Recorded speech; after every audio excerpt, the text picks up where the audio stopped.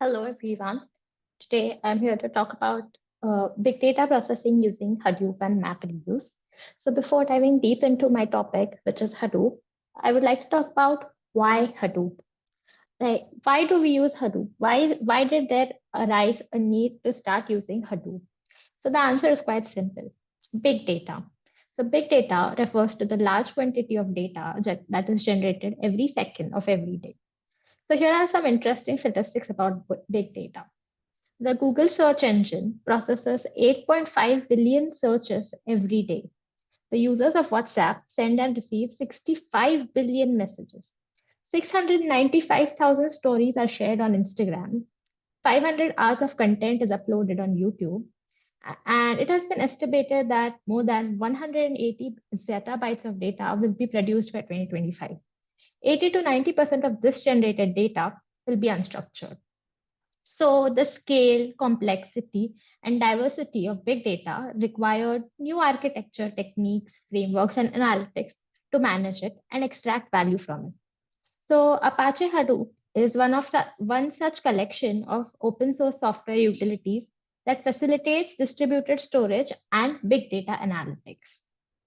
So, let's look at what Hadoop is and try to understand how Hadoop relates to parallel processing. So, Hadoop is an open source software framework that is used to store and process large sets of data in a distributed and parallel manner. It is designed to handle large amounts of data by splitting it into smaller chunks and distributing these chunks across multiple machines and then processing them in parallel. One of the key features of Hadoop is its ability to perform parallel processing. Hadoop uses a distributed file system called HDFS, Hadoop Distributed File System, to store and manage data across multiple machines. The Hadoop framework then uses a programming model called MapReduce to process this data in parallel. By using Hadoop and parallel processing, organizations can process and analyze large amounts of data in a shorter amount of time than would be possible with traditional processing methods. This can lead to faster insights, better decision making, and improved business outcomes. So now let's look at Hadoop and its components. So Hadoop mainly has three components, which are Hadoop HDFS, Hadoop Yarn, and Hadoop MapReduce. Hadoop HDFS stands for Hadoop Distributed File System. It is the storage system of Hadoop framework that provides reliable, efficient, and scalable storage for large data sets. It provides a fault-tolerant interface for accessing data. MapReduce. It is the processing engine of Hadoop for processing extremely large data. It processes data in two stages, map and reduce. And finally, Hadoop Yarn. Yarn stands for yet another resource negotiator. It is the resource management system in Hadoop. It provides a framework for managing and scheduling execution of jobs on the cluster. It ensures efficient resource utilization and task completion. So today we are going to focus on Hadoop distributed file system and MapReduce. So let's look at Hadoop distributed file system first. So Hadoop distributed file system, as I said earlier, is the storage and file management system of Hadoop framework. It has been implemented in Java and it stores data across multiple nodes and thus can store and manage large data sets efficiently. HDFS is highly inspired by the Google file system. It was designed to withstand the growing data processing needs. HDFS provides an efficient and reliable way to manage big data. So now let's look at the architecture of HDFS. It follows a master-slave architecture where the master controls the execution of various tasks across the cluster. The architecture of HDFS has three main components, which are name node, data node, and secondary name. The name node is the master node and data nodes are the slave nodes, as you can see from this image here. Now let us look at these components individually. So first we'll look at name node. So as I mentioned earlier, it is the master node within HDFS. The main functions of name node include, first is namespace management. The name node manages the namespace, which includes metadata, permissions, and directory structures. Moreover, it stores the mapping between the names of the file and the location of its block within the data node. Next, block management. The name node decides which node will store what block and how many replicas of the same block need to be maintained. It also ensures that the required number of replicas are present. In case of data node failure, it identifies the missing blocks and replicates them across other data nodes. Third, access control. The name node controls access to the files stored within the HDFS and grants and revokes permissions when needed. Finally, health monitoring. The name node periodically receives heartbeat messages from all the data nodes to ensure that they are still functioning. In case a data node doesn't send a heartbeat message within a specified time limit, it is declared as dead. Next, we'll take a look at data node. So data nodes are the slave nodes in HDFS. They store blocks of data within local memory. So let's look at the functions of data nodes. The very first function of data node includes storage of blocks. The files within HDFS are broken down into smaller blocks. The data nodes store these blocks in local memory and retrieve it whenever a client requests. Next, replication. When the name node sends a replication request to the data node, it sends the required blocks to a new data node to ensure availability and fault tolerance. Finally, health monitoring. The data node is responsible for periodically sending heartbeat messages to the name node to convey that it is alive. In addition, it monitors its own health and relays any issues to the name node. Finally, the secondary name node. The secondary name node is simply a backup of the name node. It takes over the name node if in case the main name node fails. Next, we will try to understand the working of HDFS. So when a file is first written into HDFS, it is split into fixed size blocks, usually 128 MBs by the client. These blocks are then sent to the name node, which in turn assigns one or more data nodes for the storage of these blocks. The client then writes to the first data node, which then replicates the blocks across other data nodes. Multiple replicas of the same block are maintained in HDFS to ensure fault tolerance. By default, the replication factor is 3, which means that 3 data nodes will store replicas of the same block. Next, when a client wants to read a file, it sends a read request to the name node. The name node then returns the address of the blocks that constitute the file. The client then connects to the nearest data node that contains the very first block and retrieves the required data. If more blocks need to be read, then the client connects to the corresponding blocks based on the address provided by the name. Finally, monitoring and health checks. So the status of every data node is maintained through heartbeat messages, as mentioned earlier. If a data node doesn't respond in time, it is considered dead and blocks are replicated across other data nodes. If the failed data node comes alive, it reposts to the name node, which accounts for any missing blocks within that data node and replicates them. If the name node itself fails, the secondary name node takes over. Next, we will look at Hadoop MapReduce. So Hadoop MapReduce is the processing engine of the Hadoop framework.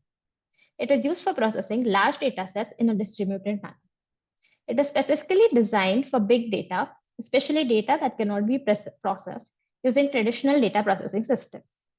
So Hadoop MapReduce has 3 main components, which are task trackers, job trackers, and HDFS. So we will look at each of them individually. Before going into the components of MapReduce, let's look at the programming model of MapReduce. MapReduce takes input as a set of key value pair and returns output as another set of key value pair. 2 functions are used for this computation, map and reduce. Both functions are written by the user. The map function takes the input key value pair and produces an intermediate key value pair. The MapReduce library groups together all the intermediate pairs with the same intermediate key and pass them to the reducer. The reduce function takes in the intermediate key and all the values associated with that. It then merges together all values associated with one key and returns a small set of output values. This is usually of typically 1 or 0. Next, let's look at components of MapReduce. So we have already looked at Hadoop distributed HDFS in detail. Now we will talk about job tracker and task tracker. So the job tracker is the central component of MapReduce, which controls the execution of various tasks within the Hadoop cluster. The main functions of job tracker include scheduling. On receiving a job request from client, it splits the job into several tasks. It schedules the jobs and allocates requests to individual tasks. It then decides the best way to get all the tasks done. Next, task allocation. After scheduling a job, the job tracker assigns tasks to various nodes. Factors like availability and proximity are considered while assigning tasks. Third, monitoring. Individual tasks as well as overall job progress both are monitored by the job tracker. If any tasks fail, they are recorded. The number of tasks completed in a job, time elapsed, and amount of data processed are also recorded. Fault tolerance. If a node or task fails, the job tracker reassigns the task to some other node. Resource management. The job tracker manages the resources on the cluster, such as CPU, memory, and disk space. It is also responsible for allocating resources to different tasks within a job. Finally, prioritization. The job tracker assigns priority to various tasks based on urgency. High priority jobs may be assigned a higher priority and more resources. Next, we will look at the task tracker. Task tracker runs on individual nodes in the cluster. It executes individual tasks in a job. The important functions of task tracker include task execution. Task tracker nodes are responsible for carrying out the task assigned to them by the job tracker node. They retrieve the task program and data from HDFS and execute the task locally. Next, task monitoring. Task trackers monitor how far each task has progressed and report its status to the job tracker. Health monitoring. Task tracker monitor the health of its node and report the status to the job tracker. In addition, it ensures that enough resources are available for task execution. Finally, task tracker also provides data locality. This ensures that task is executed on the same node where the data required for it is stored. This improves the performance of the system. Finally, task cleanup and re-execution. If a task is successful, the task tracker reports it to the job tracker. Any temporary files created are deleted. If a task fails, then the task tracker re-executes the task either on the same node or another available one. Next, let's look at the execution overview of a MapReduce program. On invoking the MapReduce function, the following sequence of event occurs. First, the input files are split into smaller files of 16 to 64 MB each. The MapReduce library also stores many nodes with copies of programs. One of these copies of program is the master, while others are workers. There are mmap tasks and rreduce tasks which are assigned to workers. Each worker gets either a map or a reduced task. A map worker reads one of the input splits and passes them into key value pairs. Further, each pair is passed to the map function. The map function produces intermediate key value pairs which are buffered in memory and periodically written to disk. The location of the buffered intermediate key value pairs are forwarded to the master, who in turn passes them to the reduce workers. Reduce workers read the buffered data from the local memory after being told by the master about its location. The intermediate keys are then sorted and the same keys are grouped together. The reducer then iterates over all the unique intermediate keys. For every key, the corresponding values are passed to the reduce function defined by the user. The outputs of the reduce functions are added to a final output file. After all map and reduce tasks have been completed, the control finally is passed back to the user. This was basically the execution overview. Next, we will try to understand the working of MapReduce using an example. Let us consider the problem of counting how many times a word occurs in a large corpus of words. This will be done using Hadoop MapReduce. We will count the occurrence of every word in the Bible. Here is how we will do this task. So suppose this is an input file. This input file is split into smaller parts, which is further split into words, and a count of 1 is assigned to every single word. So this will be done by the mapper, and the output of the mapper will be an intermediate key value set in which the intermediate key will be the word followed by the count, which is 1 for every single word. In the shuffling stage of MapReduce, the MapReduce library will group together the similar words and pass them to the reducer. The reducer in turn will simply add up all the counts of the word for every single intermediate key and write them to the output. This is how this task will be executed. We will actually look at the demonstration of MapReduce and Hadoop now. Here, I have set up Hadoop within a virtual Linux system. We will start Hadoop by typing in this command, startall.sh, which starts all the individual components of Hadoop. As you can see, this command is starting the name node right now. You can recall that name node is the main node within the HDFS and it is the master node. Next, the data nodes have started. The data nodes are the slave nodes, which are actually responsible for storing the data within their local systems. Finally, the secondary name nodes and other utilities have started. Now that all the Hadoop has started, the first thing that we need to do is put our input file into HDFS. So let us use the put command, which is to put our input file into the Hadoop data distributed file system. So here I'm using this command and specifying my local path directory, which is a path to this file. So this is my input file. This input file contains a portion of the Bible. The aim of our project today is to count all the words within the Bible and list how many times a word occurs. Now let us go back to our Linux shell. Yes, so here, after putting the file into HDFS, we can start our MapReduce job. MapReduce job can be started by using this command. Normally, we need to provide a Java file for running a MapReduce job. However, I've installed a utility which allows me to write my mappers and reducers in Python. So this utility is called Hadoop Streaming, and it is available online, open source. So here here is the command for starting my Hadoop job. Here I need to provide my the address to my utility, the input path within HDFS, the output of where I actually want to store the output that will be generated, the path of the mapper, which will be a local path, and the path to the reducer. Now I'm starting the Hadoop job. As you can see that the job has started. While the job finishes, let us take a look at our mappers and reducers. So here is the mapper. A mapper is a very simple code. What it will do is iterate through every single line of the input file and remove any spaces from that line. All the words within that line will be printed on the output screen, followed by a tab space and a digit 1. This will be the intermediate output of the mapper.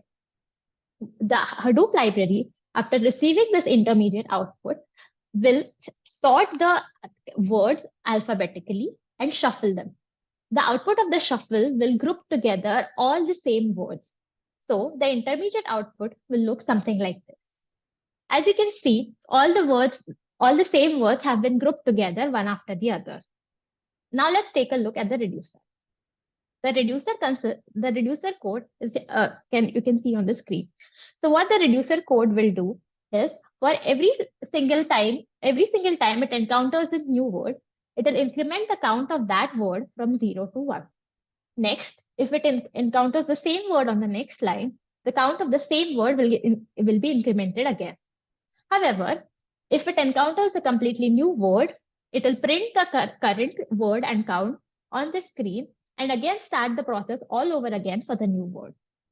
Now let us go back and check if our Hadoop job has finished. Yes, as you can see that this Hadoop job was successful and it has created an output in this directory. However, we need to get this output file into our local system. So for that, we have a command which is called get. So here I will run this command. Yeah, now we can see that this output has been added. Now let's take a look at the output file. Here you go. So as you can see that our job was successful and now we can see the count of every single word and how many times it occurs within this file. This concludes our demo. Now let us go back to the presentation. So in conclusion, today we studied Hadoop MapReduce as a solution to the problems faced by traditional storage and processing engines due to the advent of big data. We looked at the Hadoop framework, its components, including HDFS and MapReduce and their architecture. We also looked at a simple demonstration of the MapReduce framework. In conclusion, Hadoop is a highly effective and efficient system for storing and processing big data. It is efficient, cost-effective, fault-tolerant, and highly scalable. The MapReduce programming model within Hadoop provides an efficient and easy way to deal with big data. As the need for big data increases, the popularity of Hadoop system will continue to grow. That's it. That's all from my side today. Thank you so much.